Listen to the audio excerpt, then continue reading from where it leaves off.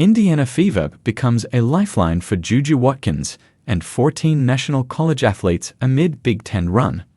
The USC Trojans are currently on top in the Big Ten, staying undefeated at 7-0 in the conference. And while Juju Watkins is the headline star, it's the team's ability to come through in close calls that's really keeping the streak alive. Their latest road win in Indiana was a perfect example of that. Despite some tough odds, the Trojans found a way to pull out the victory.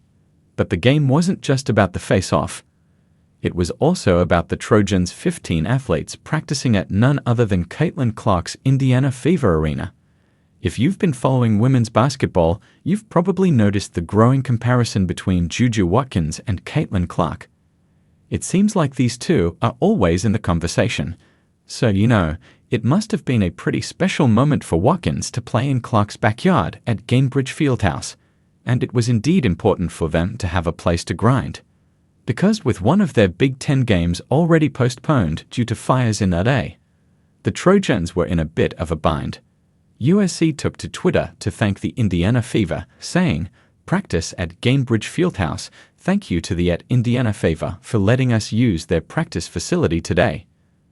As for the game, the sophomore star led the charge to pull off a hard-fought 73-66 win. She bagged 22 points, 6 rebounds, 2 steals, and a block. However, it wasn't the smoothest ride. They had to deal with a slow start, a late surge from Indiana, and an odd situation where their bench didn't score a single point. It was a show resilience from the Trojans, and not for the first time. They've clinched multiple wins this season in the same pattern. Thankfully, Watkins and Stanford transfer Kiki Iriafen step up and are even accounting for more than half of the team's scoring with 43.7 points per game. Now, heading into their first matchup with Purdue, will there be any changes to the rotation? It'll be interesting to see how the bench responds after being pretty silent against it.